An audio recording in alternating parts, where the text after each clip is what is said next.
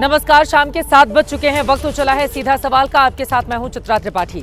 मेरी मौजूदगी इस वक्त श्रीनगर के लाल चौक पर है। आपको बता दें, यहीं से 90 किलोमीटर की दूरी पर है पहलगाम, जहां पर आतंकवादियों ने कल दोपहर में बेगुनाह बेकसूर लोगों पर हमला करके आतंक का ऐसा तांडव मचाया जिसके जख्म तब तक हरे रहेंगे जब तक आतंकवादियों का संपूर्ण सफाया नहीं हो जाता। स्केच जारी किया जा चुका है, लेकिन आतंकवादियों को लेकर अब तक कोई भी बड़ी कामयाबी सुरक्षा बलों को मिल नहीं पाई है। इन सब के बीच अब पूरे देश में गुस्सा देखने को मिल रहा है और सभी चाहते हैं आतंक का संपूर्ण सफाया करे सरकार। इन सब के बीच सरकार की कोशिशें भी तेज हो चली हैं। आपको बताते चले, सीसीएस की बैठक इस वक्त चल रही है, जिसमें रक्षा मंत्री, गृह मंत्री के साथ ही विदेश मंत्री की मौजूदगी है। खुद प्रधानमंत्री नरेंद्र मोदी इसकी अध्यक्षता कर रहे हैं। आज सुबह सुबह बिल्कुल प्रधानमंत्री नरेंद्र मोदी अपने सऊदी अरब का दौरा रद्द करके, उसको छोटा करके हिंदुस्तान लौटे और सुबह से ही लगातार बैठकों का दौर जारी है, क्योंकि 26 लोगों की मौत का सवाल है और हर हाल में हिंदुस्तान बदला चाहता है। अब सवाल यह पूछा जा रहा है कि पाकिस्तान पर जिस तरह से एयर स्ट्राइक और सर्जिकल स्ट्राइक की गई थी, क्या अब उससे आगे की बात होगी? पीओके में बैठे हुए आतंकी आगा जिस तरह से हिंदुस्तान में लगातार इस तरह का तांडव मचाने के लिए बेकरार रहते हैं और कुछ जगहों पर उनको कामयाबी मिल जाती है, उनके संपूर्ण सफाई का वक्त आ चुका है। सीसीएस की बैठक से क्या बड़ी बातें निकलकर सामने आएंगी, ये बड़ा सवाल है। खास मेहमानों की मौजूदगी है जिनके साथ चर्चा में हम आगे बढ़ेंगे, लेकिन बड़ी खबर एक बार फिर से आप तक पहुंचाते हैं। सीसीएस की बैठक इस वक्त नरेंद्र मोदी प्रधानमंत्री की अध्यक्षता में जारी है, जिसमें थोड़ी देर पहले आपको बताते चले, सीधे श्रीनगर से जब गृह मंत्री अमित शाह वहां पर पहुंचे, वो शामिल हैं, विदेश मंत्री एस जयशंकर उसमें शामिल हैं, रक्षा मंत्री राजनाथ सिंह, जिन्होंने आज बड़ी बैठक की है तीनों ही सेना प्रमुखों के साथ, उनकी भी उसमें मौजूदगी है। और माना जा रहा है कि कई बड़े फैसले लिए जा सकते हैं। पाकिस्तान को किस तरह से सबक सिखाया जाए, उसको लेकर आगे आने वाले वक्त में असर भी दिखेगा और पाकिस्तान के साथ जो राजनयिक या फिर जिस भी तरह के रिश्ते चल रहे हैं, उसको क्या अब संपूर्ण विराम देगी भारत सरकार? ये बड़ा सवाल बना हुआ है, क्योंकि पाकिस्तान अपनी धरती से हिंदुस्तान के खिलाफ आतंकवादियों को पालता है, पोसता है और मौके की ताक में रहता है। उसके बाद दहशतगर्दी को अंजाम देता है, जैसा कि पहलगाम में हम सब ने देखा है। अंकित गुप्ता हमारे संवाददाता जुड़ चुके हैं ज्यादा जानकारी के साथ। बड़ी खबर आपको दे रहे हैं हम।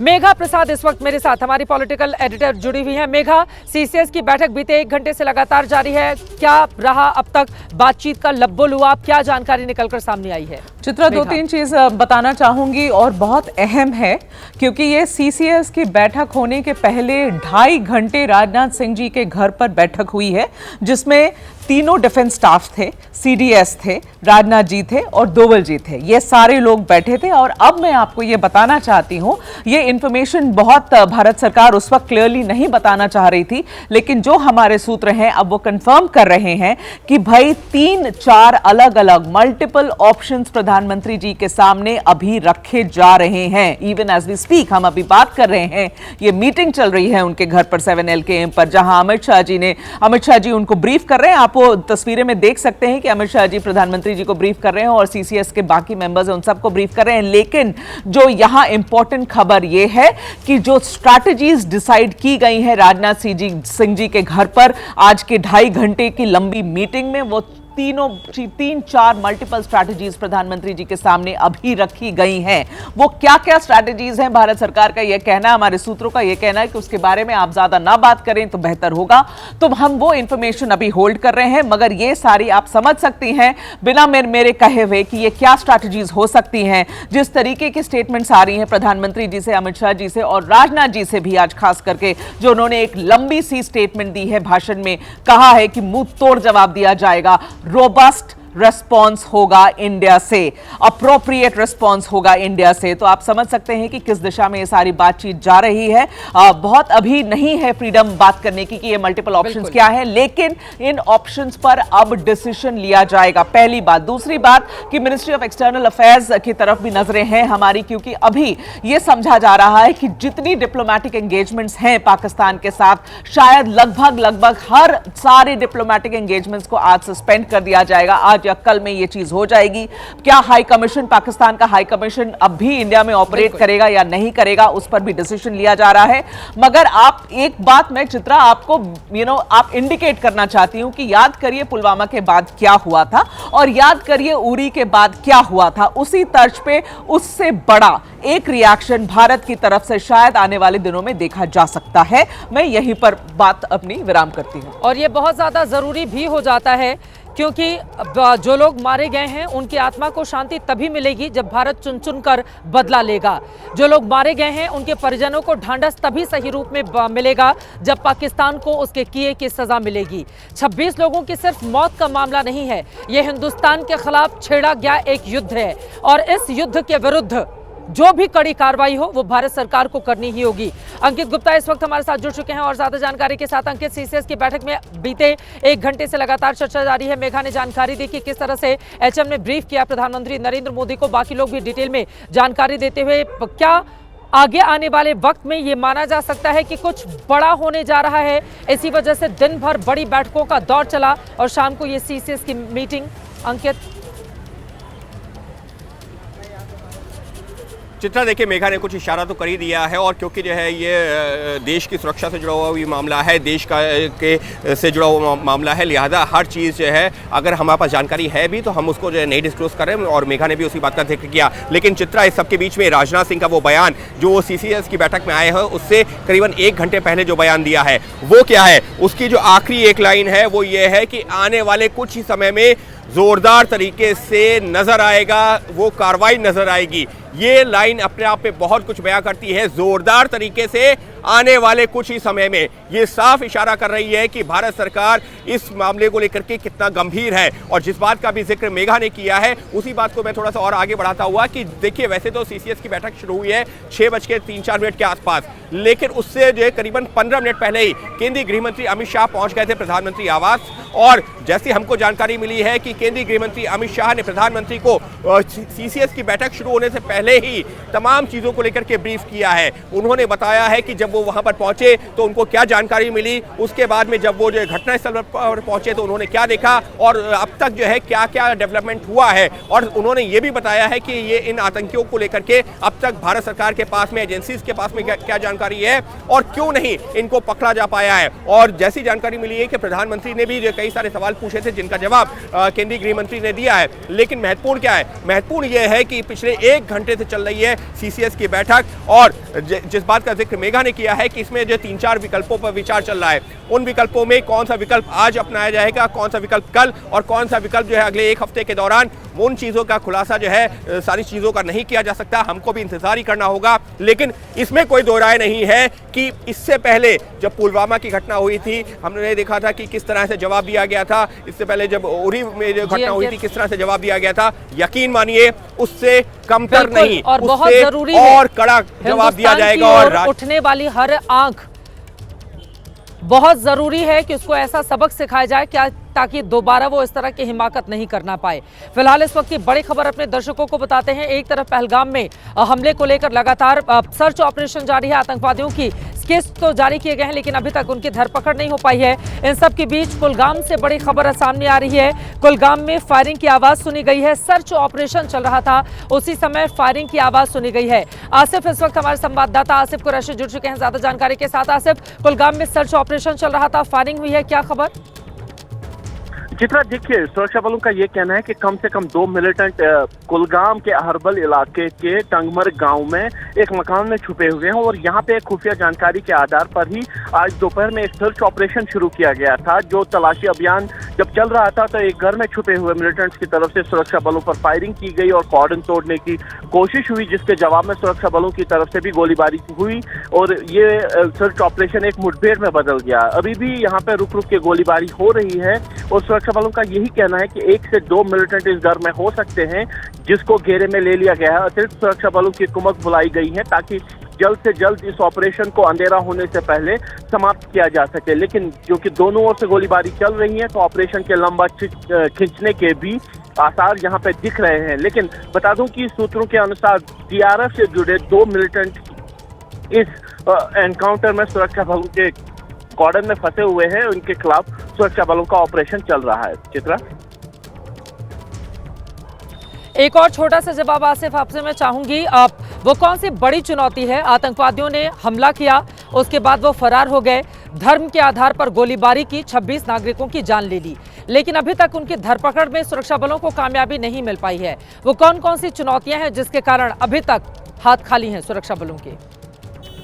चित्रा, देखिए जिस जगह पे ये मुठभेड़ हुई, जिस जगह पे ये अटैक हुआ था पहलगाम वाला, वो बैसरन का इलाका पहलगाम से तकरीबन 6 किलोमीटर ऊपर पहाड़ियों के दामन में बसा है। आसपास काफी घने जंगल हैं और क्योंकि ये एरिया ऐसी जगह पे है जहां से हमला करने के बाद मिलिटेंट अगर चाहे तो वो कोकरनाग के रास्ते किश्तवाड़ तक पहुंच सकते हैं या फिर चंदनवाड़ी के रास्ते सोनमर्ग होते हुए गांदरबल भी पहुंच सकते हैं। यानी कहीं ना कहीं सुरक्षा बलों के लिए सबसे बड़ी चुनौती ये टेरेन है जहां पे ये अटैक हुआ था। और यहाँ पे उसके साथ साथ जैसे ही जब अटैक हुआ उसके बाद जैसे अंधेरा हो गया, अंधेरे के बाद ऑपरेशन कर पाना सुरक्षा बलों के लिए संभव नहीं था, तो इस वजह से काफी ज्यादा दिक्कतों का सामना है। और कहीं ना कहीं टेक्नोलॉजी भी उनके आड़े आ रही है क्योंकि जो मिलिटेंट इस एरिया में घूम रहे हैं वो अब OGW का इस्तेमाल ना मैं करते आपको रोकना चाहूंगी, अपने दर्शकों को तस्वीरें हम दिखा रहे हैं लेफ्टिनेंट नरवाल के पार्थिव शरीर को। देखिए अब अंतिम विदाई देने का वक्त आ गया है। इस वक्त हमारे दर्शक तस्वीरें देख रहे हैं और उसके ठीक पहले हम सब ने देखा था कि किस तरह से जब उनकी पत्नी उनको विदाई दे रही थी तो वो लिपट कर रो पड़ी थी और वो तस्वीरें कैसे मन को बहुत ज़्यादा व्यथित करती हैं। ये तस्वीरें आपके सामने हैं जब भारत माता की जय के नारे के साथ भारत माता के इस वीर सपूत को विदाई दी जा रही है। सुनते हैं। एक मिनट भाई आने दो प्लीज, साइड हो जाओ प्लीज।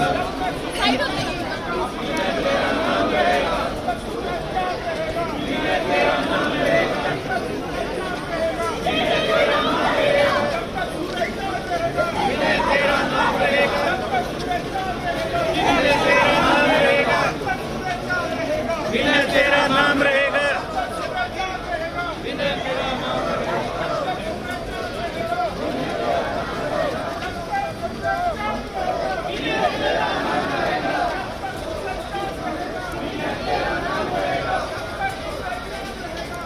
ये तस्वीरें आपके सामने हैं नेवी में लेफ्टिनेंट विनय नरवाल जिनकी 16 तारीख को शादी हुई थी। अभी पत्नी के हाथ की मेहंदी भी नहीं छूटी कि दोनों के बीच इस तरह से अलगाव होगा, इस तरह का विक्षोभ होगा, इस तरह से वो छोड़कर चले जाएंगे। आतंकवादी हमले में आतंकवादी इस तरह उनकी जान ले लेंगे ये किसी ने सोचा भी नहीं था। 26 साल ही इनकी उम्र थी। आप तस्वीरें देख रहे हैं, पूरा का पूरा हिस्सा ऐसा लग रहा है मानो अपने सपूत को विदाई देने के लिए उमड़ आया हो। नीरज राजपूत मेरे सहयोगी हमारे साथ जुड़े हुए हैं। नीरज, बहुत दुखद ये मामला है जब भी भारत माता के हमारे सपूत जब वो युद्ध के मैदान में मारे जाते हैं वो एक अलग स्थिति होती है परिवार के लिए, लेकिन आतंकवादियों की कायराना करतूत और ये पूछ कर कि तुम हिंदू हो या फिर मुसलमान हो, धर्म के आधार पर उनको इस तरह से मारा जाना ये अपने आप में दुखद है। सुशील पांडे हमारे साथ जुड़ चुके हैं करनाल से, उसके बाद मैं फौरन आपके पास आ रही हूँ। सुशील, तस्वीरें दिखाइए, वहां पर आसपास लोगों से बातचीत कीजिए। जब देश प्रदेश और उसका एक हिस्सा अपने वीर सपूत को विदाई दे रहा होता है तो तस्वीरें कैसी होती हैं, अपने शब्दों के जरिए बताइए हमें। देखिए चित्रा, करनाल में मैं मौजूद हूँ और ये तमाम जो लोग हैं वो अंतिम दर्शन के लिए फिलहाल जा रहे हैं। आप तस्वीरों में देखिए कि चित्रा जो नेवी के ऑफिसर्स हैं वो भी उनके साथ मौजूद हैं, उनके परिवार के भी लोग हैं, इलाके के भी लोग हैं। और चित्रा, ये तस्वीर अपने आप में बहुत द्रवित करती है कि जब किसी भी व्यक्ति को, किसी भी ऑफिसर को निहत्था अगर इस तरह से आतंकवादी हमला करते हुए अटैक में मार दिया जाए। और आप देखिए कि किस तरह से तमाम जो लोग हैं वो फिलहाल पाकिस्तान मुर्दाबाद के नारे, लोगों में गुस्सा, ये तमाम लोगों के बीच में देखने को मिल रहा है। और सीधे तौर पर आप तस्वीरों में देखिए कि ये तमाम जो लोग हैं चित्रा करनाल में, जिसमें उनकी पत्नी हिमांशी भी मौजूद हैं, हिमांशी और उनके पिता और तमाम जो लोग हैं वो फिलहाल यहाँ से आगे बढ़ेंगे। अभी थोड़ी देर में तमाम जो भारतीय परंपरा के मुताबिक पंचतत्व में विलीन करने की प्रक्रिया होती है चित्रा, वो शुरू की जाती है। लेकिन फिर भी तमाम जो लोग हैं वो यहाँ पर अब आगे बढ़ रहे हैं। और आप देखिए तस्वीरों में यही वो जगह होगी जहाँ पर पंचतत्व में विलीन किया जाएगा। और तस्वीरों में आपको चित्रा दिख रहा होगा कि तमाम जो हुजूम है वो देखने को मिलेगा। और तमाम जो लोग हैं हम उनसे अगर बातचीत करने की कोशिश करते हैं क्योंकि भीड़ चित्रा बहुत ज़्यादा है, लोग उनके अंतिम दर्शन पाने के लिए भी बेताब हैं और यहाँ पहुँच रहे हैं और इसीलिए फिलहाल पहुँच रहे हैं। सर, आप जगह नहीं है, नहीं आगे जगह नहीं है, बहुत ज़्यादा बहुत बुरा हुआ जी। यही कहते हैं जो जिन्होंने गलत किया उनसे कार्रवाई। तो देखिए ये तमाम जो लोग हैं वो फिलहाल यहाँ पर पहुँचे हैं चित्रा। और सीधे तौर पर ये तस्वीर बहुत ज्यादा बिल्कुल, मैं लौट रही हूँ आपके पास। 16 अप्रैल को जिसकी शादी हुई हो, परिवार वालों ने पूरे अरमान के साथ जिसका ब्याह किया हो, 22 तारीख को आतंकवादियों ने उनका कत्ल कर दिया धर्म के आधार पर। जरा सोचिए परिवार के ऊपर और उस महिला के ऊपर, उस लड़की के ऊपर क्या गुजर रही होगी जो सिर्फ 4 दिन के लिए ही दुल्हन थी, और इस वक्त उनकी स्थिति क्या है इन तस्वीरों के जरिए आप महसूस कर सकते हैं। और इस वक्त एक और बड़ी खबर आ रही है, सीधे उसका हम रुख करेंगे। बड़ी खबर है सेना की ओर से पीओके में आतंकवादियों के 42 कैंप की पहचान की गई है। सूत्र ये जानकारी दे रहे हैं अगर जरूरत पड़ी तो फिर इन कैंप को तबाह किया जाएगा। आतंकवादियों के 10 कैंप नॉर्थ पीर पंजाल में हैं और 32 कैंप साउथ पीर पंजाल में हैं। सूत्र बता रहे हैं 110 से 130 आतंकवादियों के लॉन्च पैड वहां पर हो सकते हैं और आगे आने वाले वक्त में अगर जरूरत पड़ी तो फिर इनको तबाह किया जाएगा। नीरज राजपूत हमारे सहयोगी जुड़े हुए हैं। नीरज, बहुत जरूरी भी हो जाता है पीओके में बैठकर अगर आप लॉन्च पैड तैयार करेंगे ताकि भारत के भीतर आतंकवादी हमलों को अंजाम दे तो भारत भी उसी भाषा में जवाब दे और जितने भी लॉन्च पैड वहां पर आतंकवादियों के हैं सबको नेस्तनाबूद किया जाए। लेकिन अभी वेट एंड वॉच की स्थिति है इसको लेकर। नीरज, देखिए चित्रा, ये जो टेरर कैंप्स हैं ये दरअसल अगर इनके खिलाफ कार्रवाई जो प्लान बनाया गया है उससे अलग है। ये जो प्लान सीसीएस को दिया है रक्षा मंत्री राजनाथ सिंह ने तीनों सेना प्रमुखों से मिलकर, ये जो दिया गया है ये आतंकियों के कैंप है। ये आतंकी जो इन्फिल्ट्रेट करके कश्मीर में आते हैं, जम्मू कश्मीर में आते हैं और फिर ये इस तरह की जो नरसंहार और हमले करते हैं, ये वो वाले टेरर कैंप्स हैं। करीब 100-150 के करीब 130 के करीब जो आतंकी हैं इनमें जो ट्रेनिंग ले रहे हैं, जिसमें पाकिस्तानी सेना और ISI देती है। तो अगर जरूरत पड़ती है तो इनके खिलाफ जो है कार्रवाई बहुत जल्द शुरू हो सकती है। इनको चिन्हित कर लिया गया है चित्रा, ये बात बिल्कुल साफ है। और जैसे ही अगर ग्रीन सिग्नल मिलता है तो इनके खिलाफ बड़ी कार्रवाई हो सकती है, यानी कि इनको पूरी तरह से तबाह किया जा सकता है। सर्जिकल स्ट्राइक नहीं होगी, बहुत बड़ी तरीके से इनको तबाह किया जा सकता है। ये बात आप मानकर चलिए चित्रा।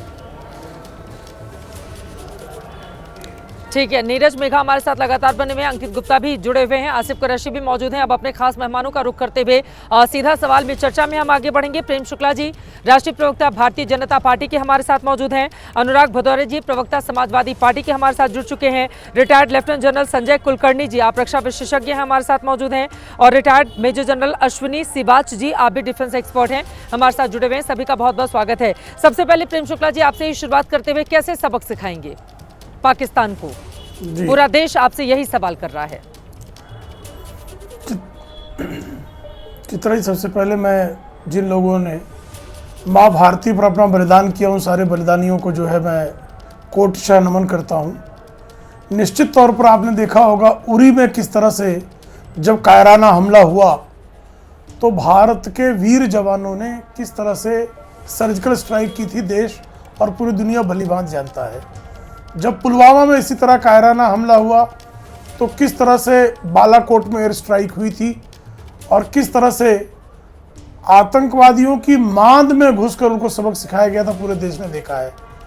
निश्चित तौर पर जो है आदरणीय नरेंद्र मोदी जी के नेतृत्व वाली सरकार, हमारे सुरक्षा बल कायराना हरकत करने वाले क्रूर कर्मा आतंकवादियों और उनके आकाओं को निश्चित तौर पर सबक सिखाएगी। अब कहाँ सिखाएगी, कैसे सिखाएगी, कब सिखाएगी, यह आप कृपा करके और हम सब ने जो है देशवासियों ने हमारे सुरक्षा बलों पर और सरकार पर छोड़ देना चाहिए।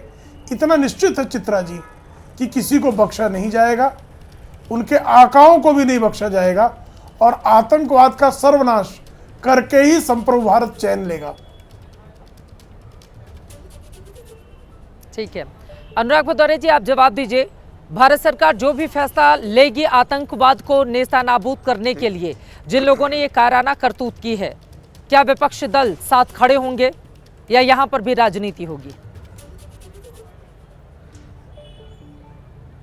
देखिए, सबसे पहले जो साथी शहीद हुए हैं उनको हमारी विनम्र श्रद्धांजलि। उनके परिवार को ऐसी दुख समय में उनको शक्ति मिले इस घड़ी को सहने की।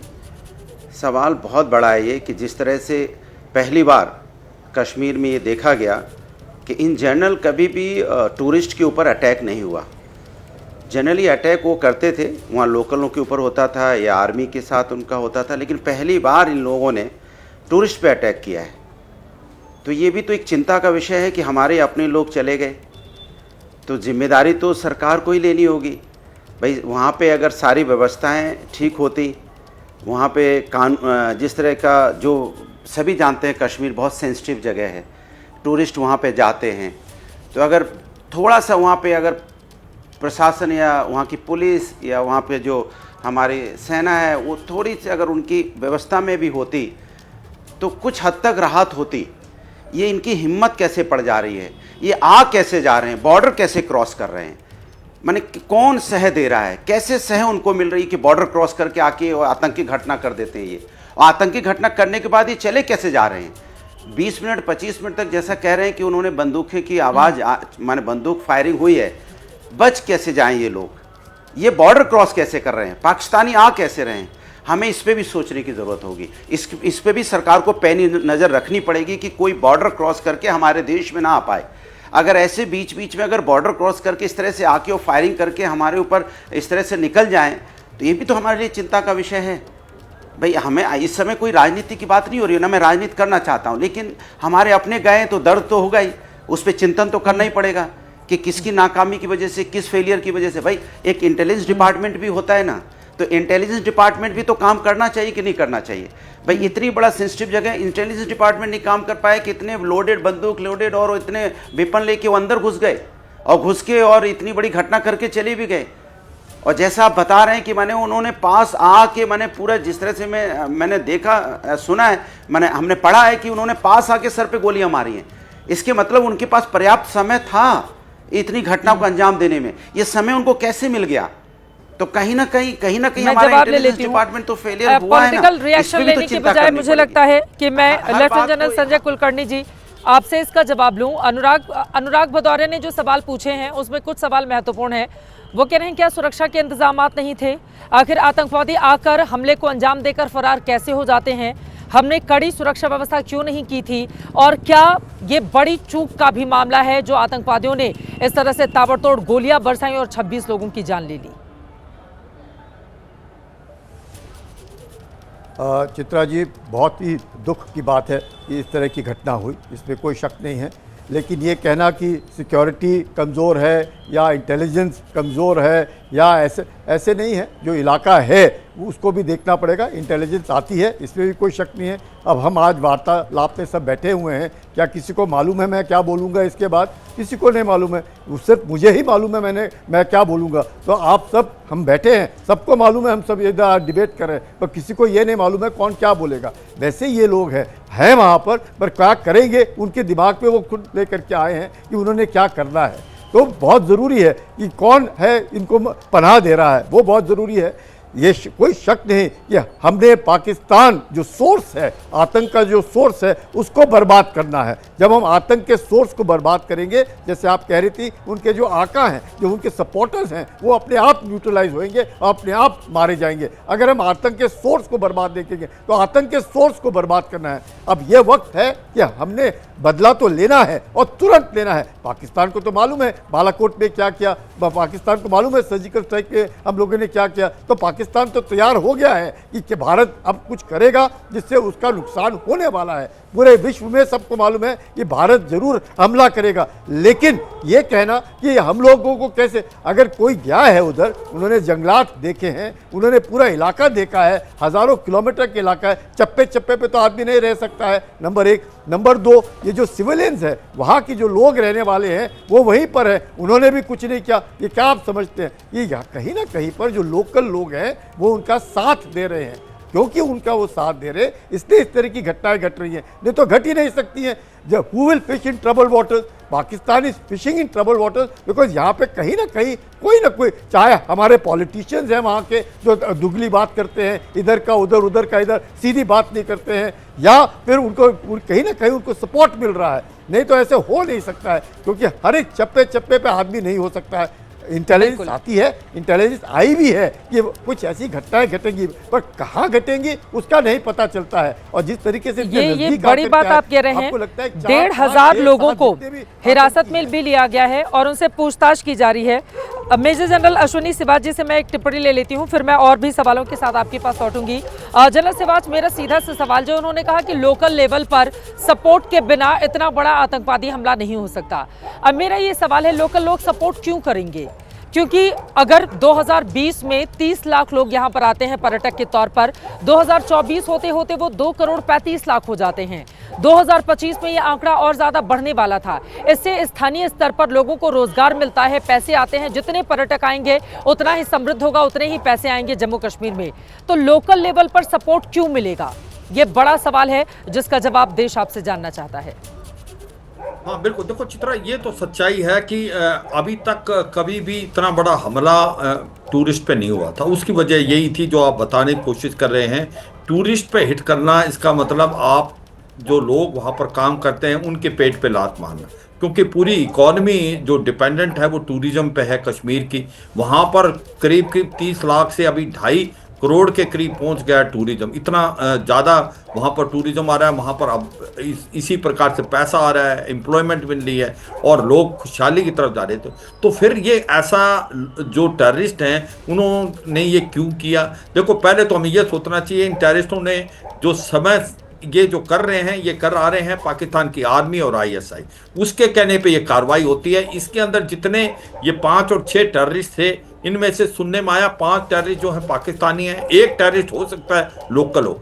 जो पाकिस्तानी टेररिस्ट हैं उनको कोई मतलब नहीं है टूरिस्ट से, उनको कश्मीर की कोई मतलब नहीं है कि उसकी इकॉनमी को क्या हो, तो वो उन्होंने पक्का इसलिए किया है। मगर ये 2 बातें बड़ी इंपॉर्टेंट है चित्रा इसमें, कि टाइमिंग और जगह। टाइमिंग अब क्यों सिलेक्ट किया? क्योंकि वाइस प्रेसिडेंट आए हुए हैं US के, और ऐसे समय में अगर ये हादसा होता है तो ये इंटरनेशनलाइज होता है और पूरे वर्ल्ड को पता चलता है। और दूसरा, ये जगह है जो सेलेक्ट की है पहलगाम की, ये ऐसी जगह की है जो सेलेक्ट, जो एक प्रकार से जो कि 5 से 7 किलोमीटर रोड हेड से ऊपर थी, कि वहाँ पर आपका रिएक्शन जाना मुश्किल था।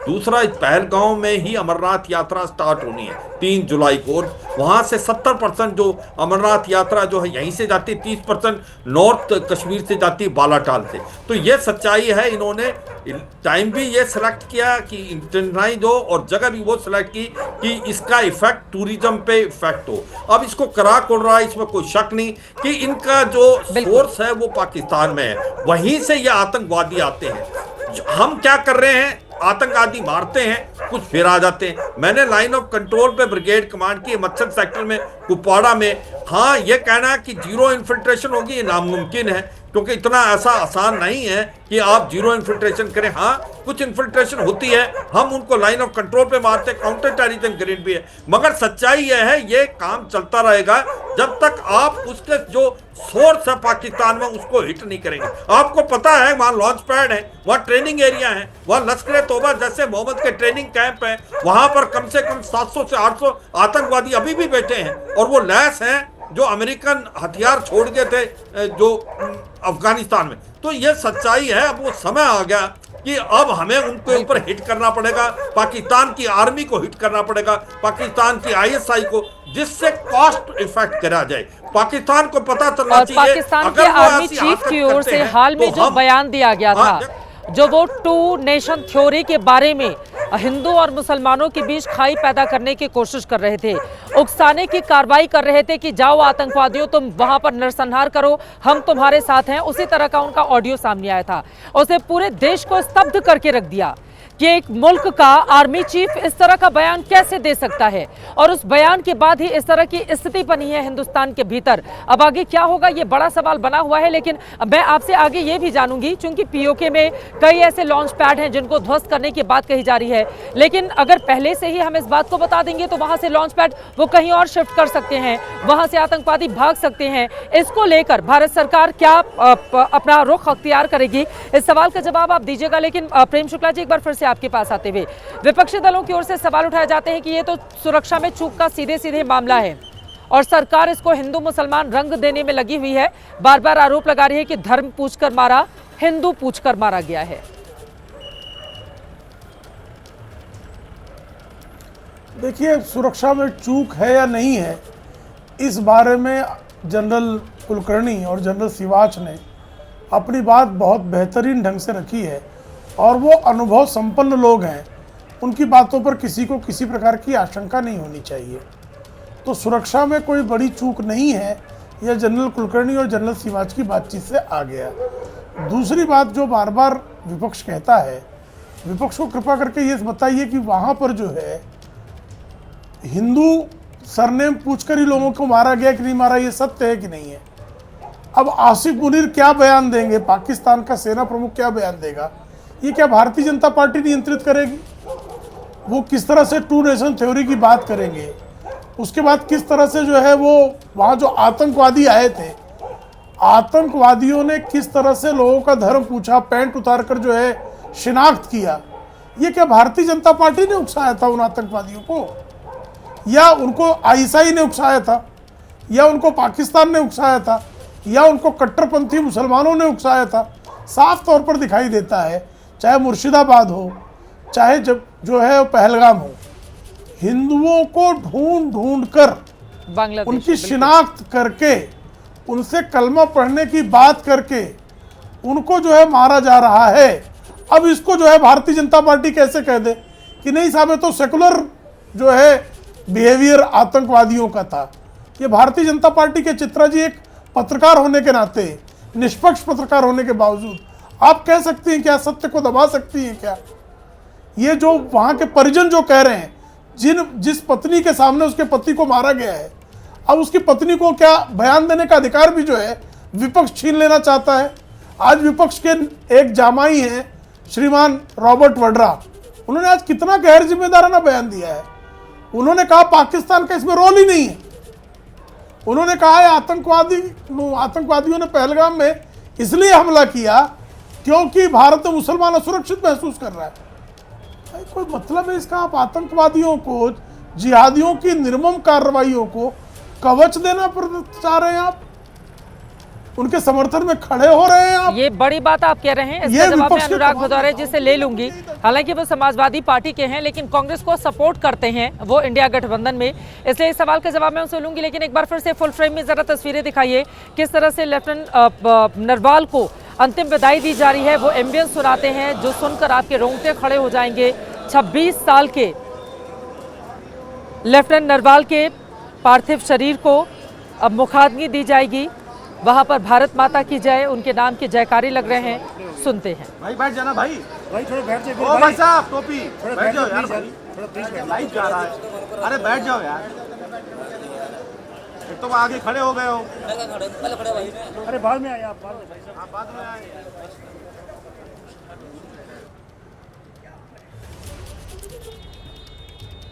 ये तस्वीरें हम आपको दिखा रहे हैं। नेवी में लेफ्टिनेंट विनय नरवाल को उनकी पत्नी हिमांशी ने जब आखिरी विदाई दी आज, तो हर किसी की आंखें, हर हिंदुस्तानी की आंखें नम हो गई।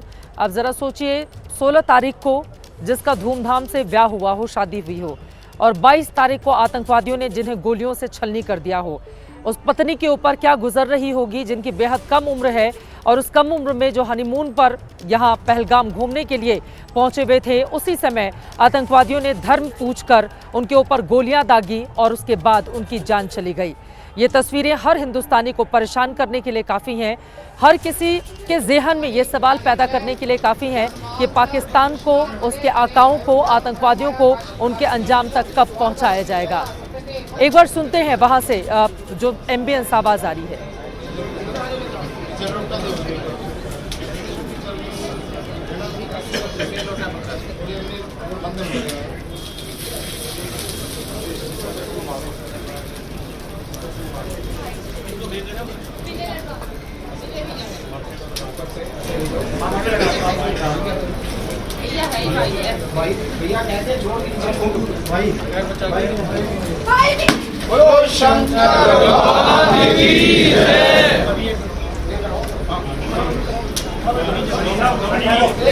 उस पत्नी के बारे में सोचिए जिसके हाथों की मेहंदी भी नहीं छूटी, हाथों में लाल चूड़ा उसके सजा हुआ था जिस वक्त आतंकवादियों ने उसके पति का कत्ल कर दिया था, और उसके बगल में बैठी हुई वो तस्वीरें जिसमें बेबसी साफ साफ देखी जा सकती थी। हर किसी को व्याकुल करने के लिए, परेशान करने के लिए, आंखों में आंसू ला देने के लिए, ज़हन में सवाल करने के लिए ये तस्वीरें काफ़ी हैं।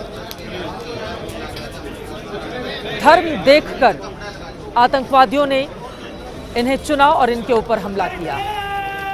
धर्म पूछकर आतंकवादियों ने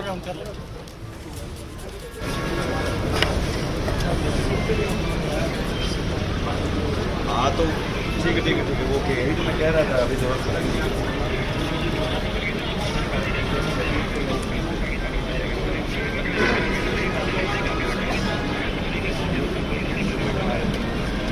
फ्री कीजिएगा तो फ्री कर दीजिए।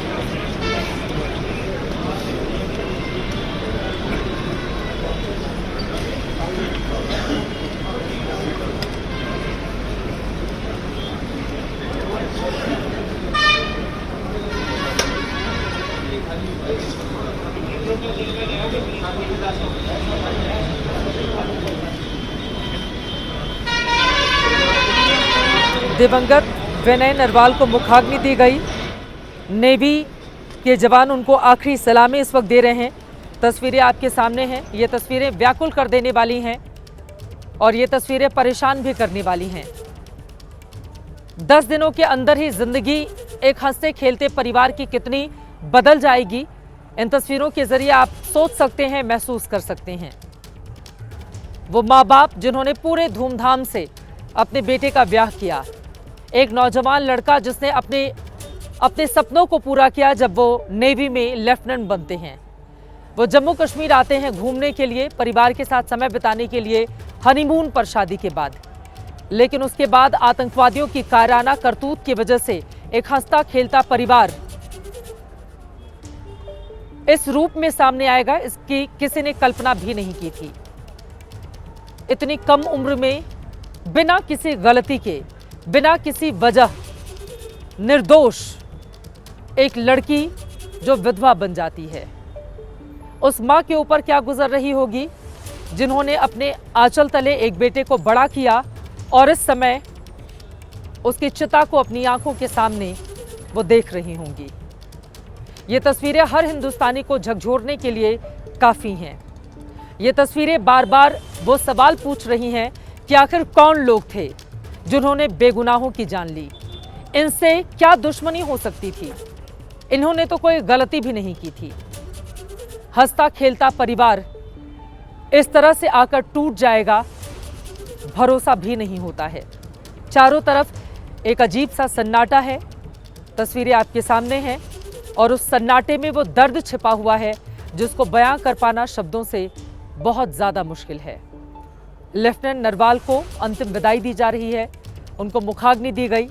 उसके पहले जब उनका पार्थिव शरीर घर पहुंचा था तो उनकी पत्नी किस तरह से लिपट कर रो रही थी, वो तस्वीरें भी चित्कारने के लिए, व्याकुल करने के लिए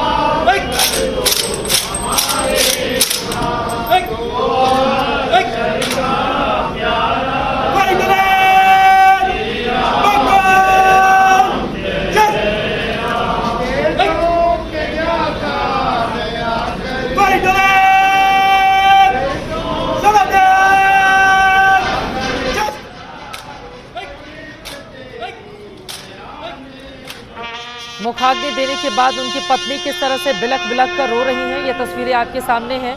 उस दर्द को आप समझिए और महसूस कीजिए जब अपने जवान बेटे को माँ बाप अपनी आंखों के सामने चिता पर जलते हुए देख रहे होंगे, उनके कलेजे पर क्या बीत रही होगी।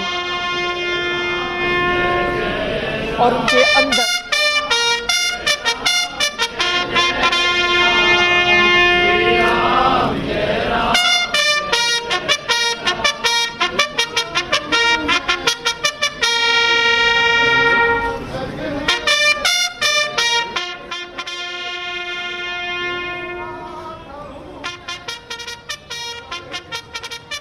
तस्वीरें तो हमने आपको दिखा दी हैं, लेकिन बहुत मुश्किल है इन तस्वीरों के बारे में कुछ भी बता पाना। एक जवान बेटा जो नेवी का अधिकारी था, उसकी शादी होती है कुछ दिन पहले और 10 दिन के भीतर जिंदगी किस तरह से पूरी बदल जाती है, ये तस्वीरें उसकी गवाही दे रही हैं। नेवी के तमाम जवानों ने उनको आखिरी विदाई दी है। हर हिंदुस्तानी की आंखें यकीनन इन तस्वीरों को देखकर नम होंगी। और जरा सोचिए, ऐसे कुल 26 परिवार हैं। ये सिर्फ एक परिवार की कहानी नहीं है, ऐसे 26 परिवार हैं जिनकी कोई गलती नहीं थी, जिनका कोई कसूर नहीं था। वो तो अपने परिवार के साथ वादियों की खूबसूरती, जन्नत को देखने के लिए पहुंचे हुए थे, लेकिन उन्हें क्या पता था कि यहाँ पर आने के बाद उनको ये जिंदगी नसीब होगी। उस बेटी के बारे में, उस पत्नी, उस लड़की के बारे में सोचिए जो इतनी कम उम्र में सिर्फ 4 दिनों का रिश्ता ही अपने पति के साथ बिता पाती है, और वो भी तब जब ना उसकी कोई गलती, ना उसके पति की कोई गलती। उनकी तो किसी से दुश्मनी भी नहीं थी। वो न जाने किसके किए की सजा भुगत रहे हैं। इन तस्वीरों को देखकर ये सवाल आपके जहन में आना चाहिए और सवाल सरकार से भी पूछा जाना चाहिए कि बताइए सरकार, आप इनकी ये जो चिता जल रही है, अब इसका बदला किस रूप में लेंगे। हमारे साथ तमाम खास मेहमान जुड़े हुए हैं। देखिए अनुराग भदौरिया जी, इन तस्वीरों के बाद अब इस तरह के सवाल पूछना थोड़ा अजीब लगता है, लेकिन चूंकि हमारे देश में राजनीति हर विषय पर बहुत ज़्यादा होती है, इसलिए ये सवाल आपसे पूछना लाजिमी है।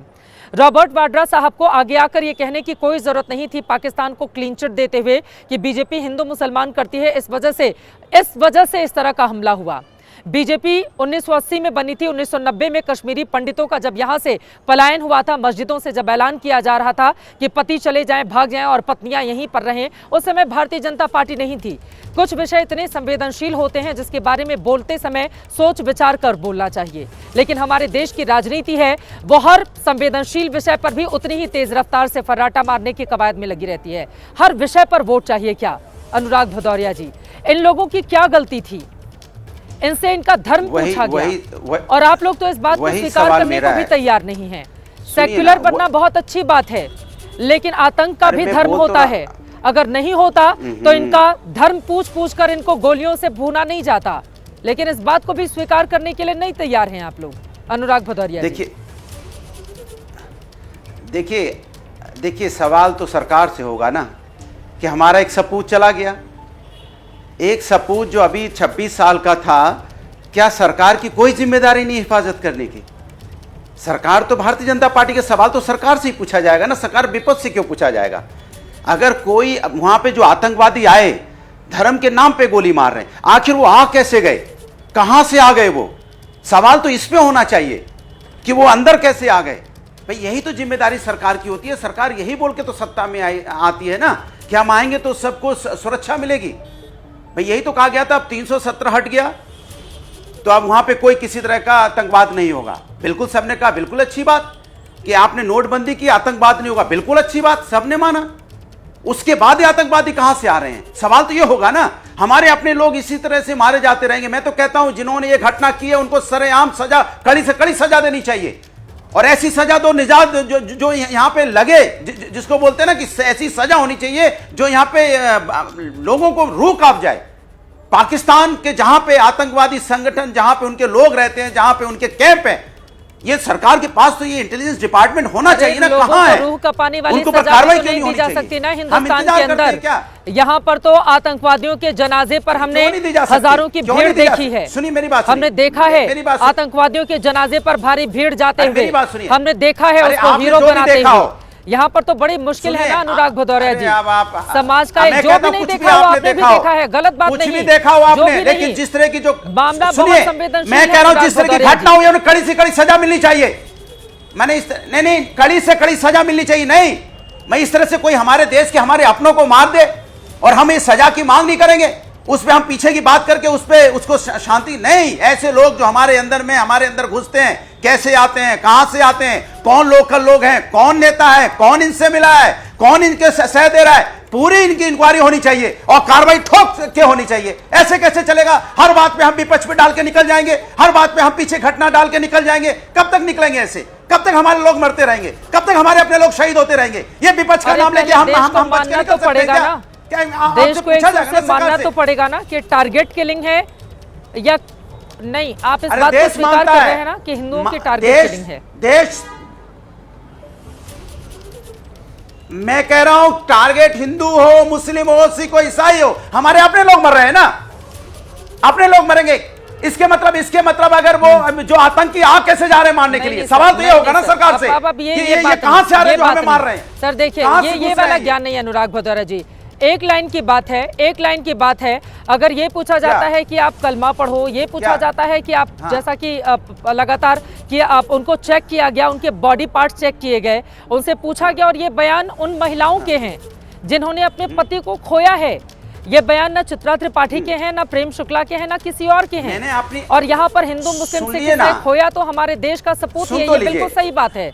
लेकिन नहीं अनुराग भदौरिया जी, अब सुनिए मेरी बात, तो मैं कह रहा ये जो ट्रेंड चल रहा है ना, बांग्लादेश, उसके बाद पश्चिम बंगाल से हिंदुओं का पलायन और उसके बाद यहाँ पर हिंदुओं का पूछ के कत्लेआम, सर ऐसे नहीं चलेगा।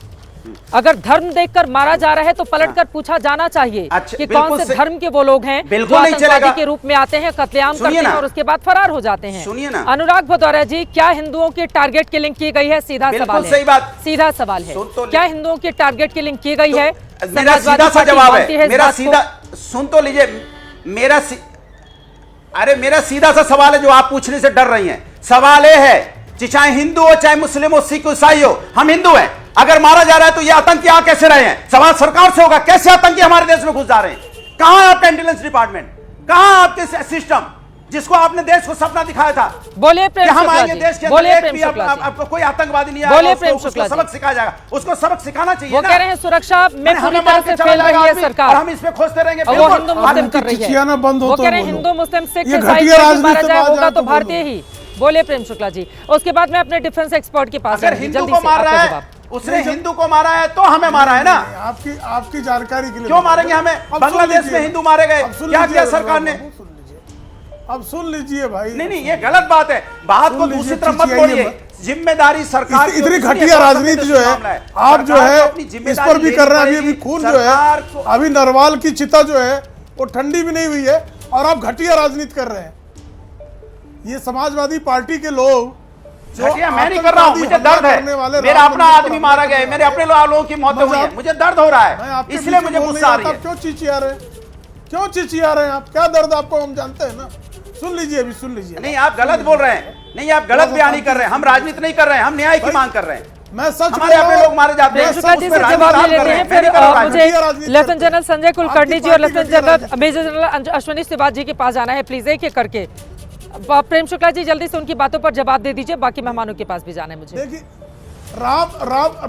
श्री राम मंदिर पर हमला होता है और मजहब के आधार पर अखिलेश यादव नाम का व्यक्ति मुख्यमंत्री रहते हुए उनको जो है छोड़ देता है। इससे बड़ा दुष्कर्म क्या होगा? याकूब मेमन जैसा हत्यारा, नर पिशाच, उसको फांसी की सजा मिलती है। समाजवादी पार्टी के कार्यकर्ता जाकर जो है अल्लाह अकबर का नारा लगाते हैं।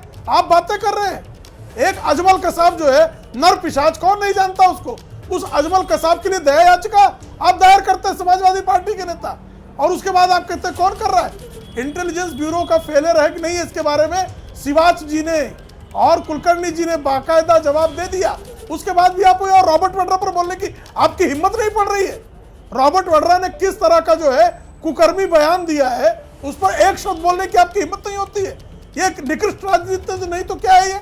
और समाजवादी पार्टी निकृष्ट राजनीति करेगी, पाकिस्तान परस्ती पर ही आमादा रहेगी। अब हिंदुओं की उनकी पत्नियां बता रही हैं कि पैंट उतरवा कर चेक करके जो है पाकिस्तान के साथ कौन खड़ा, वही तो मैं जानना चाहता हूं। कौन लोकल लोग हैं, कौन लीडर हैं जो मिले हुए हैं पाकिस्तान के आतंकवादी से? आप बताइए ना, आप बताओगे कि हम बताएंगे? आपकी जिम्मेदारी बनती है और नाम सामने लाइए और सजा दीजिए। किसने आपको रोका है? हमारे अपने लोग मारे जाते हैं और आप पुरानी घटनाओं को लेकर उनको बचाना चाहते हो। क्यों पुरानी घटना का आप जिक्र कर रहे हैं? आज हमारे अपने पड़ेंगे कुछ ऐसा कंक्लूजन निकले जिससे समझ में आए दर्शकों को कि हाँ आगे आने वाले वक्त में कुछ बड़ा होना है। लेफ्टिनेंट जनरल संजय कुलकर्णी जी, ठीक है, इन लोगों की आवाज डाउन कीजिए, इनका ऑडियो डाउन कीजिए। कुलकर्णी साहब, सीधा सा सवाल है, आगे आने वाले वक्त में क्या माना जा सकता है कि ईंट का जवाब पत्थर से देगी भारत सरकार? बिल्कुल चित्रा जी, इसमें कोई शक नहीं, ईंट का जवाब पत्थर से मिलेगा और भारत बिल्कुल ये है बहुत जल्द ही है, संभव है इस तरह का जवाब मिलेगा, पहली बात। दूसरी बात कि भारत में मुसलमान असुरक्षित नहीं है। इस तरह की घटनाओं से भारत के जो मुसलमान हैं वो शर्मनाक और पानी पानी हो गए हैं, क्योंकि जिस इस्लाम का नेतृत्व पाकिस्तान कर रहा है वो आतंक को बढ़ावा देता है और हिंदुस्तान का जो मुसलमान है उसको वो शर्मनाक कर रहा है, वो कोई उसको असुरक्षित नहीं महसूस कर रहा है। तो अगर कोई कहता है असुरक्षित, तो अपने बीच में ही ऐसे लोग हैं जो इस तरह की भावनाओं को और प्रोत्साहित करते हैं। मुझे लगता है हिंदू और मुसलमानों के बीच में जो प्यार होना चाहिए उसकी जगह इस तरह की स्टेटमेंट दे करके और खराब करते हैं। तो मैं ये जरूर कहूंगा कि भारत जो है, जो सोर्स है, जो पाकिस्तान है, जो आतंक का सौदागर है, उसके बरखिलाफ जिस तरीके से कार्रवाई करेगा और तुरंत और ऐसी जबरदस्त कार्रवाई करेगा कि पाकिस्तान को सबक सिखाना अब बहुत हो गया, पानी जो है वो सर के ऊपर से बह चुका है। चेता जी बिल्कुल, मैं आपके पास फौरन आ रही हूँ। अश्विनी सिबात जी, एक बड़ी खबर आ रही है। बड़ी खबर यह है, महाराष्ट्र के डिप्टी सीएम एकनाथ शिंदे श्रीनगर के लिए रवाना हुए हैं। बड़ी खबर यह है, महाराष्ट्र के लोग चूंकि कश्मीर में फंसे हुए हैं, लोगों को लाने के लिए एकनाथ शिंदे यहां पर पहुंच रहे हैं। शिंदे जिस प्लेन से जा रहे हैं उसमें मौजूद हैं एबीपी न्यूज संवाददाता वैभव। क्या वैभव की हम कोई रिपोर्ट दिखा सकते हैं? वैभव हमारे सहयोगी उनके साथ आ रहे हैं, उसी प्लेन में मौजूद हैं। आपको बताते चले,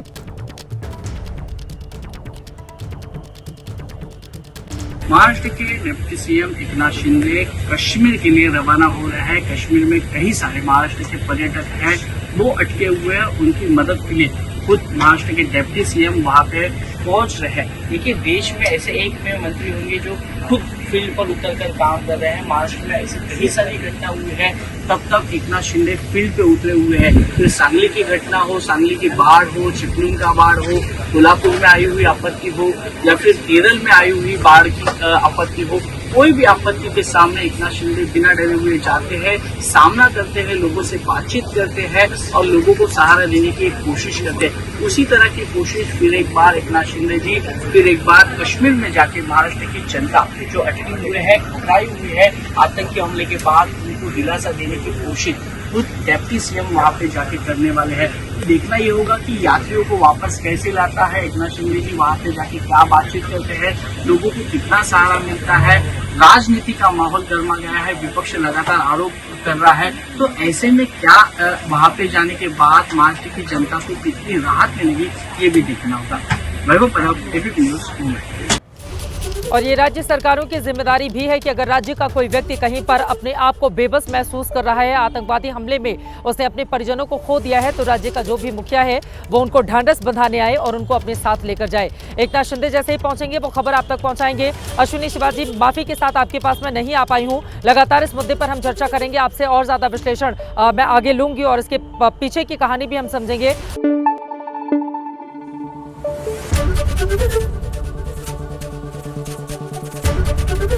एबीपी न्यूज आपको रखे आगे।